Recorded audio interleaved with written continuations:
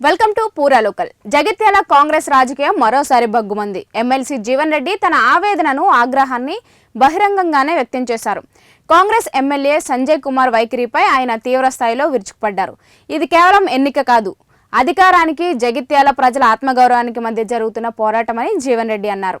ఇక కష్టపడ్డ కార్యకర్తలను కాదని బీఆర్ఎస్ నుండి వచ్చిన వారికి టికెట్ ఇవ్వడంపై ఆయన తీవ్ర అసహనం వ్యక్తం చేశారు. ఇక పార్టీ కోసం కష్టపడిన వారు కాదని పరాయి వారికి టికెట్ ఇచ్చి నన్ను ఏడిపిస్తున్నారంటూ ఆయన భావోద్వేగానికి లోనయ్యారు. ఇక ఎమ్మెల్యే బీసీల హక్కులను కాలరాసి ఉన్నత వర్గాలకు కట్టబెట్టారని ఆరోపించారు. సీఎం రేవంత్ రెడ్డి దృష్టికి తీసుకెళ్లి బీసీలకు కేటాయించిన సీట్లు వారికే దక్కేలా తాను పోరాడారని గుర్తు చేశారు. ఇక బీసీల హక్కులు కాలరాసిన ఎమ్మెల్యేకు ఓటు అడిగే నైతిక హక్కు లేదన్నారు. ఎదుటివారు ఇచ్చేది చెమట చిందించి సంపాదించింది కాదు, అంతా అక్రమ సంపాదన. డబ్బులు ఇస్తే తీసుకోండి కానీ ఓటు మాత్రం గాజుల గుర్తుకే వేయండి అని జీవన్ రెడ్డి పిలుపునిచ్చారు. రైతు బిడ్డలు నేను కాపాడినవ్వా, మీరు ఏమనుకున్నాడు జీవన్ రెడ్డి అంటే నేను కాపాడినే, నాకేం దేవసం ఉన్నదవ్వా, నాకేం దేవసం ఉన్నదవ్వా అంటున్నా. నేను ఇప్పటి జాబితాలో 12 ఎకరాలు పొలం చేసుకున్నావా.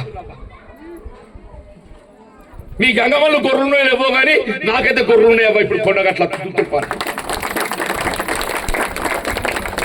నేను నోటి వాడ కాదు, పోయి చూసిరమ్మని చెప్పాను. నా గొర్రెలు ఉన్నాయి, ఎత్తుంది, వ్యవసాయం ఉన్నది, పొలం ఉన్నది, మక్క పెరడు ఉంది, మామిడి తోట ఉంది.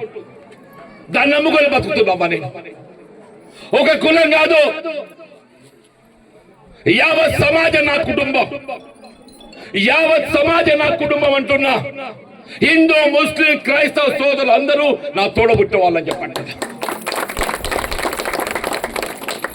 ఓ గంగాపుత్రుడే కాదు, మా యాదవ్ కుటుంబ సోదరులు, మా కాపుదారులు, మున్నూరు కా బిడ్డలు, మా విశ్వ బ్రాహ్మణులు ఎవరైనా కానీ తల్లి, ఈ సమాజమే నా కుటుంబం తల్లి. ఈ సమాజాన్ని నమ్ముకున్నావా? నేను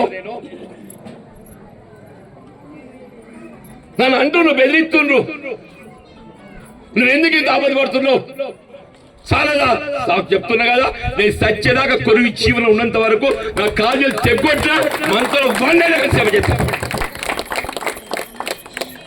నన్ను నమ్ముకున్న వాళ్ళకి అన్యాయం అయితే చూసుకుంటూ అంటావా?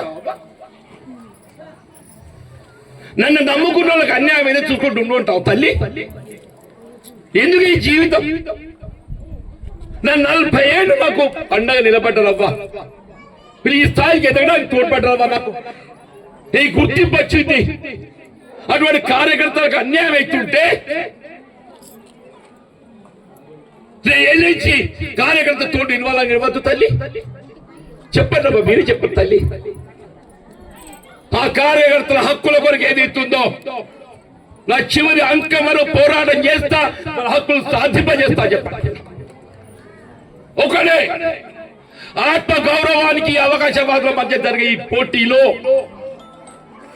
విజయాన్ని సాధించడం మన లక్ష్యం అని చెప్పండి.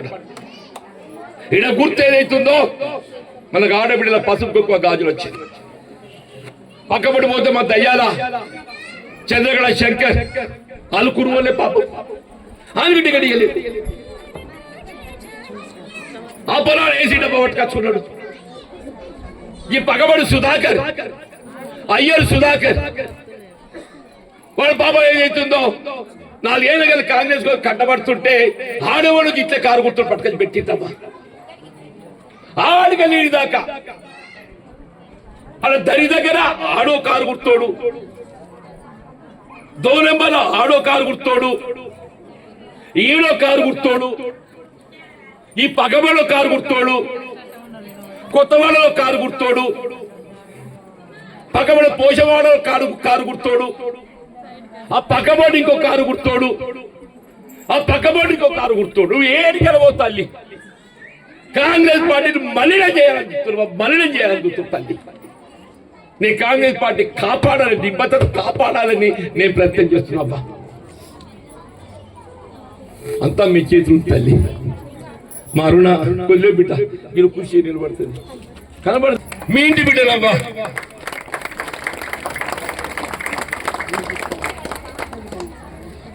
అందరు ఏదైతుందో దయచేసి పసుపు కుంకుమ గాజులు తల్లి మన ఆడబిడ్డల ఎలం మనకి ఏదైతే ఉందో ఆడబిడ్డ కోరుకునేది పసుపు కుంకుమ గాజు తల్లి. ఆడబిడ్డ గాజులు పట్టుకొని వచ్చిందమ్మా, ఆమె పసుపు కుంకుమ. మీరందరూ కూడా ఆశీర్వించాలని కోరుతూ సెలవు తీసుకుని తల్లి. జై హింద్.